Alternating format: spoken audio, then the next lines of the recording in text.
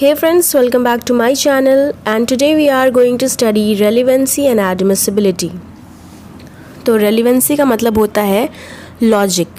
दोस्तों mostly relevancy logics पे based है। रेलेवेंसी प्रोवाइड करता है फैक्ट्स जो कि रेलेवेंट है और ये जो रेलेवेंट फैक्ट है ये बन सकता है एडमिसिबल कोर्ट में।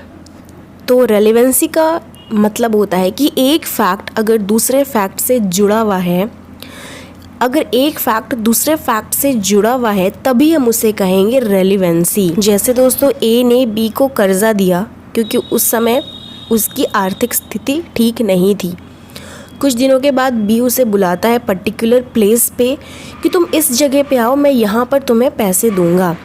तो ए जाता है पैसे लेने, अपना पैसा लेने वो खुद जाता है, लेकिन वहाँ पर क्या होता है कि बी उसे मार देता है। तो वो पर्टिकुलर पॉइंट पे जब ए जा रहा था तो वो अपनी वाइफ को बता कर गया, ठीक है। तो जब ये बात कोर्ट में पहुंची तो ये सारी बातें पता चलती है कि ये एक चेन सिस्टम फॉर्म होता है, ठीक है। चेन सिस्टम फॉर्म होता है तो इसी को हम कहते हैं रेलेवेंसी। मतलब एक फैक्ट दूसरे फैक्ट से जुड़ा हो। मतलब कि ए और बी, ए की मृत्यु कैसे हुई क्योंकि उसकी वाइफ को पता चल गया था। वाइफ को वो खुद बोला ना कि मेरा जो फ्रेंड है बी वो मुझे पर्टिकुलर पॉइंट पे बुलाया है, जगह पे बुलाया है जो मुझसे वो पैसे लिया था वो देने के लिए। तो ये जुड़ा एक फैक्ट दूसरे फैक्ट से, तो इसे हम कहेंगे रेलेवेंसी। अब वाइफ कोर्ट में जाकर ये बयान दे सकती है कि हाँ मेरे पति सुबह सुबह उठकर मुझे उन्होंने बताया और वो एक पर्टिकुलर जगह पे गए जहाँ पर बी उसे बुलाया था पैसे देने के लिए और उसके बाद मेरे पति की मृत्यु हो गई।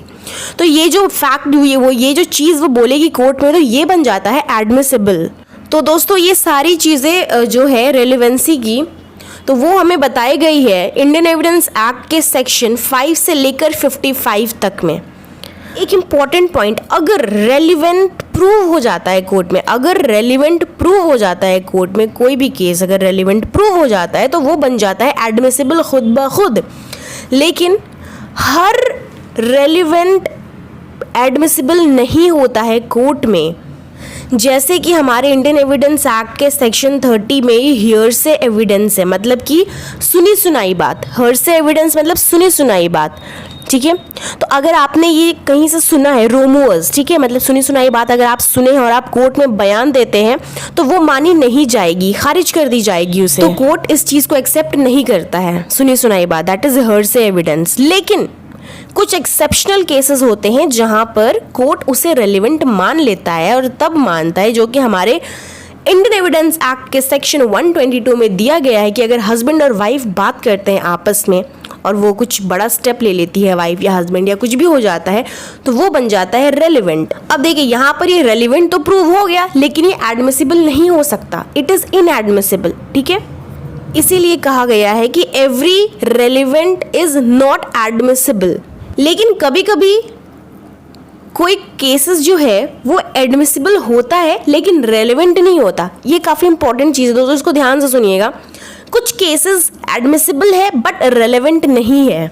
Means to contradict a person by his previous talk to compare old and new talk so that whether it is relevant or not but it is admissible in court। मतलब कोर्ट में जाकर किसी के बारे में बयान देना कि हाँ ये पहले भी ऐसे ऐसे काम करता था, पहले से बदनाम है, पहले से ये मर्डरर है, लंद फंद पुरानी बातें पूरा कच्चा चिट्ठा खोल देना कोर्ट में, तो ये बन जाता है एडमिसिबल बड़े बड़े केसेस में, जैसे मर्डर हो गया, चोरी हो गया। उम्मीद है आप लोगों को रेलेवेंसी और एडमिसिबिलिटी समझ में आ गया हो, और अगर समझ में आ गया हो तो मेरी चैनल को लाइक एंड सब्सक्राइब करना ना भूलें।